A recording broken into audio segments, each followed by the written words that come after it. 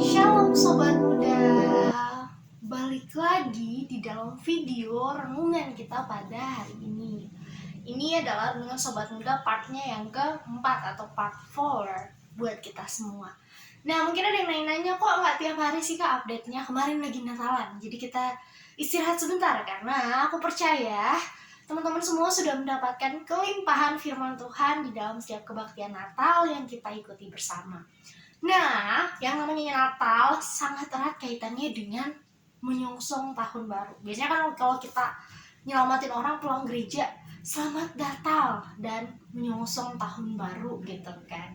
Setiap kita pasti ingin tahun lepas tahun sebagai pemuda kita menjadi pribadi yang jauh lebih baik, pribadi yang berguna untuk bangsa dan negara. Kejauhan deh Kak, balik lagi, pribadi yang berguna untuk keluarga kita, gereja kita, lingkungan seputar kita, atau dimanapun kita bekerja dan berkarya. Nah Sobat Muda, kali ini aku mau bagiin beberapa prinsip-prinsip penting, atau kita kenalnya sekarang tips-tips jitu gitu kan. Tapi aku tetap pengen nyebutnya sebagai prinsip-prinsip penting, atau teman-teman boleh sebut tips-tips penting yang harus kita lakoni atau kita lakukan di tahun 2023. Dan aku berharap sih prinsip-prinsip ini atau tips-tips ini boleh jadi gaya hidup buat sobat muda semua. Karena kita nggak tahu 2023 akan terjadi apa. Banyak berita-berita simpang siur bahwa ekonomi Indonesia mungkin akan sulit di tahun 2023. Pendidikan, banyak perkembangan zaman, ya ada masa-masa sulit lah ya yang harus kita lalui. Bahkan tahun 2022 juga udah cukup sulit ya teman-teman. Dari 2019, 2021, 2020 kelewat. 2022 ekonomi walaupun ada COVID, puji Tuhan masih dipelihara sampai saat ini. Tapi bagaimana dengan kehidupan kerohanian kita? Ini yang jadi pertanyaannya. Sudahkah list-list yang saya tulis di tahun 2022 ini saya kerjakan? Atau justru menjadi PR untuk 2023? Dan saya harap prinsip-prinsip ini atau tips-tips ini boleh kamu tambahin nih di dalam list kamu di tahun depan, tahun 2023. Dan semoga prinsip ini bisa membantu kamu ngejalanin tahun 2023 ini dengan penuh semangat dan tentunya sukacita ketika ngikut Tuhan. Nah, aku mau bagiin tips dari Bilangan pasal 16 ayatnya yang pertama sampai dengan ayatnya yang ke-50. Panjang banget ya. Aku gak bakal bacain buat teman-teman semua, atau seperti biasa aku bilang, aku gak bakal expose ayat ini dari ayat 1 sampai ayat 50. Tapi kita mau bagi prinsip-prinsip penting yang terdapat di dalamnya. Nah, Bilangan 16 ini sebenarnya merupakan kisah bangsa Israel lagi dan lagi memberontak terhadap Tuhan. Nanya ke aku, misalnya kalau kalian tanya, kok aku seneng banget sih bahas tentang pemberontakan atau bangsa Israel.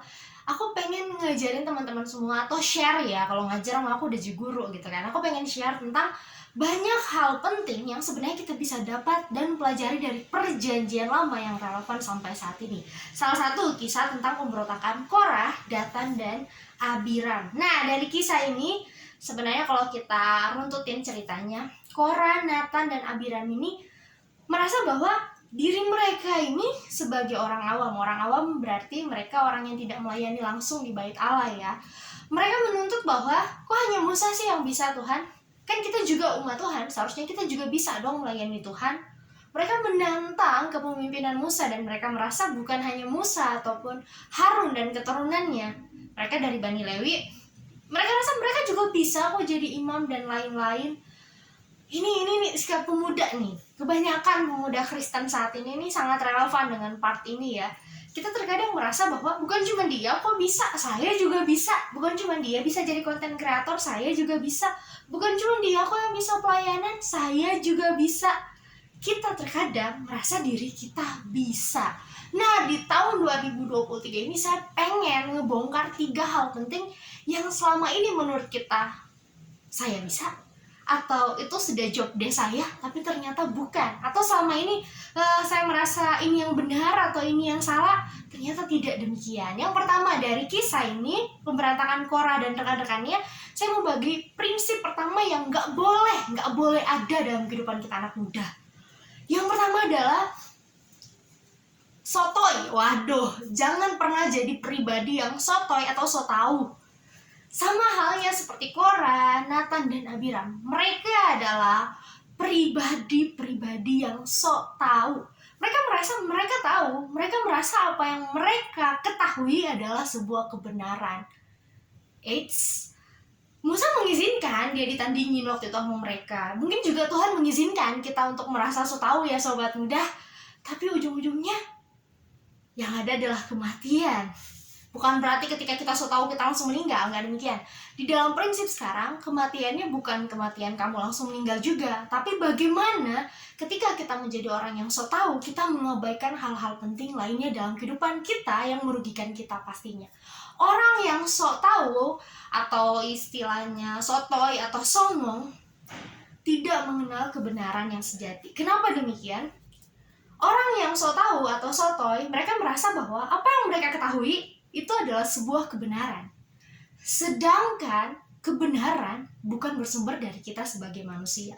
Sejauh apapun seseorang belajar mau S1, S2, S3, S-teler, belum tentu apa yang dia ketahui atau dia pegang sebagai kebenaran adalah kebenaran yang sesungguhnya.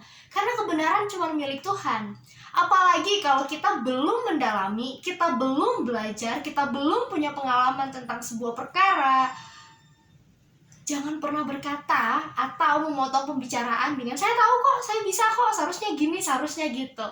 Sobat muda, di dalam lingkungan pendidikan, di dalam lingkungan pekerjaan, bahkan di dalam lingkungan ketika kita sudah berumah tangga sebagai pemuda Kristen, sotoy akan menghancurkan diri kita. Sotoy akan membuat kita dipermalukan. Kenapa demikian? Ada hal yang terkadang kita rasa kita tahu, tapi sebenarnya kita nggak tahu. Kalau kamu ditanya guru dan sembarang menjawab, itu akan mempermalukan diri kamu sendiri. Bukan berarti berdiam juga yang terbaik, bukan. Tapi kalau kita tidak tahu, sebaiknya kita tidak so tahu. Kecuali kalau kita mengetahui, kita mampu menjawab pertanyaan guru kita atau di dalam lingkungan pekerjaan. Kalau kita nggak tahu apa yang ditanyain oleh mentor kita atau atasan kita, jangan menjawab seenak dengkul kita dan merasa bahwa kita tahu itu adalah sebuah kebenaran. Atau ketika kita berumah tangga, apa sih yang buat suami istri berantem, apalagi pasangan muda? Karena sama-sama merasa dirinya tahu dan memegang itu sebagai kebenaran. Di tahun 2023, jauhin deh kebiasaan so tahu atau sifat so tahu ini, sehingga kita akan terus-menerus menjadi pribadi yang rendah diri. Kita akan lebih giat belajar, dan pasti kita nggak akan malu kalau kita nggak tahu. Kita belajar, bukan sok tahu atau ngajarin orang lain.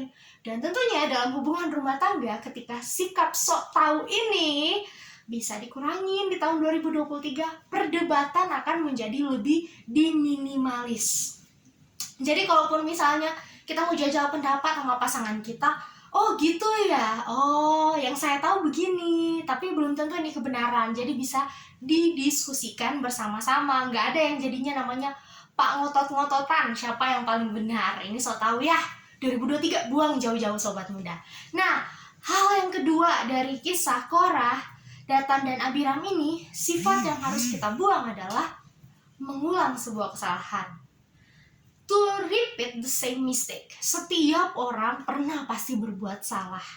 Manusiawi lah ya, kalau kata orang mah, manusia mah tempatnya salah, hilap, dan dosa gitu. Tapi apakah sebagai pemuda Kristen kita boleh pegang prinsip ini? Jauhkan jauh-jauh dari hidup kita 2023. Ingat, kesalahan dilakukan 1-2 kali dapat disebut sebagai kesalahan. Dilakukan berkali-kali namanya kebiasaan. Inggris saja bilang to repeat the same mistake, mengulangi kesalahan yang sama terus-menerus. Itu bukan lagi kesalahan, tapi kebiasaan dalam hidup kita. Bangsa Israel, kita belajar dari kisah Korah, Datan, dan Abiram. Mereka sudah melihat sebelumnya ada peristiwa di mana Tuhan memusnahkan orang-orang yang serakah terhadap daging, orang-orang yang tidak mempercayai Allah, dan mereka mengulang kesalahan yang sama. Ketika manusia menjadi pribadi yang so tahu, maka manusia akan menempatkan pengetahuannya, apa yang dia tahu, sebagai kebenaran tertinggi. Dan kehendaknya sebagai sesuatu yang harus dituruti, bukan Allah sebagai kebenaran, dan bukan kehendak Allah yang diutamakan. Nah, mengulang kesalahan yang sama bukanlah hal yang baik. Ketika kita ulangan, misalnya sobat muda yang lagi sekolah, Ulangan sekali lupa belajar, atau tidak terpelajari bagian yang ini, bagian yang penting, sehingga ketika ujian tidak memberikan nilai yang maksimal. Ya, kalau orang yang benar ya pasti bakal ngomong, ya mungkin besok saya akan belajar lebih keras lagi, setiap bagian akan lebih saya perhatikan. Tapi orang yang mengulang kesalahan yang sama, esok hari dia sudah tahu dia akan melalaikan bagian yang sama, bahkan makin bertambah sampai menjadi kebiasaannya dia. Jadi kalau nilai buruk di dalam ujian, ya hal biasa, dari dulu juga udah kayak gitu. Atau di dalam dunia pekerjaan, orang yang nyari untung gede, atau orang yang menempatkan tujuan melampaui segala sesuatu. Maksudnya gimana tujuan melampaui segala sesuatu? Dia menghalalkan segala cara asalkan tujuan tercapai di dalam lingkungan kerja. Dia nggak akan peduli dengan kebenaran firman Tuhan. Dia nggak akan peduli dengan prinsip-prinsip kekristenan. Yang bahkan dia sudah melakukan kesalahan, dia akan mengulang terus-menerus. Sekali berbohong, sekali manipulasi data, kamu akan terus-menerus melakukannya. Sama halnya dengan berumah tangga. Di dalam rumah tangga sobat muda ada sesuatu yang sangat rawan, yang namanya trust ke pasangan. Itu nggak serta-merta ada ya, tapi harus dibangun dari keterbukaan. Sekali kamu berbohong, itu akan terus-menerus kamu lakukan. Sekali kamu merasa diri kamu tahu dan pasangan kamu ngalah, kamu akan terus-menerus melakukan itu. Apakah itu akan mengharmoniskan rumah tangga? Tidak, sobat muda. Justru itu akan menghancurkan rumah tangga kalian perlahan-lahan. Kenapa? Nggak ada keterbukaan, nggak ada trust, nggak ada rasa dihargai. Kesalahan yang sama dilakukan terus-menerus akan menjadi kebiasaan. Sejauh mana sih pasangan kita bisa memaafkan kita? Sejauh mana atasan kita bisa mentolerir kesalahan kita? Sejauh mana guru-guru kita akan mentolerir kesalahan kita? Dan tentunya mengulang kesalahan yang sama bukan berdampak kepada para pemimpin kita, atau berdampak hanya pada orang lain di luar kita, tapi pada diri kita sendiri. Kesalahan yang sama apabila dilakukan terus-menerus akan menghancurkan karakter kita. Yang ketiga, yang semoga dijauhkan ya sobat muda dari kehidupan kita di tahun 2023 adalah ikut arus atau mainstream. Setiap sobat muda selalu berpikir, oh joget-joget di TikTok itu arus yang benar, semuanya ngikut ke sana. Mending lah ya joget TikTok, nggak dosa kok kak, nggak dosa, joget TikTok doang, kita sekaligus senang. Terus ada tren sendal berbeda kanan kiri, ikut tren. Ada tren warnain rambut, ikut tren. Kan trennya lagi kayak gitu kak. Atau pakai lipstick warna ini, atau pakai kutek, atau pakai apa, kan trennya lagi gitu. Gak apa-apa dong kita ikut arus di dalam beberapa hal yang sebenarnya masih berkaitan dengan fashion dan lain-lain, yang masih ada di batas moral yang tepat. Tidak apa-apa untuk kita lakukan. Tetapi apabila itu bertentangan dengan kebenaran firman Tuhan, apabila itu bertentangan dengan hati nurani, dan yang paling dasar, moralitas di dalam lingkungan kita, jangan dilakukan.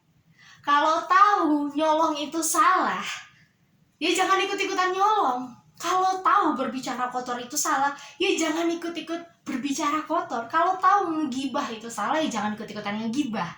Atau kalau tahu baca Alkitab itu baik, ikutlah baca Alkitab. Jangan justru menjauhkan diri ya. Ini sesuatu yang sangat penting untuk kita ikutin, bahwa suara terbanyak, suara orang yang banyak belum tentu sebuah kebenaran. Apalagi jikalau hal itu bertentangan dengan firman Tuhan. Jadi, jadilah pemuda Kristen yang berani untuk anti mainstream. Jikalau sesuatu itu salah. Ingat, jikalau sesuatu itu salah. Kalau kamu tahu ngebully teman itu salah, ya kita jangan ikutan ngebully orang yang sama. Berarti kita sedang tidak mengerjakan kebenaran. Kita ikut arus, tapi arus yang salah. Ingat, firman Tuhan pernah berkata bahwa berubahlah oleh pembaharuan budimu. Tuhan sudah ngasih kita akal, hikmat. Itu akan terus-menerus menuntun hidup kita. Akal hikmat kita ini bisa berkembang kalau kita terus-menerus mendekatkan diri kita kepada Tuhan lewat membaca kebenaran firman Tuhan. Saya selalu mengingatkan di dalam setiap video saya, sobat muda jangan lalai baca Alkitab, sobat muda jangan lalai untuk berdoa mendekatkan diri kita kepada Tuhan. Percaya, hidup kita akan dituntun terus-menerus. Ingat, 2023 jangan ada lagi sikap sotoy itu menghancurkan diri kita. 2023 stop to repeat the same mistake. Dan 2023 come on, kali-kali jadi pribadi yang anti mainstream terhadap dosa. Jangan mau ikut arus dosa terus-menerus. Tuhan Yesus memberkati. Sampai ketemu di Renungan Pemuda part yang kelima ya. Bye.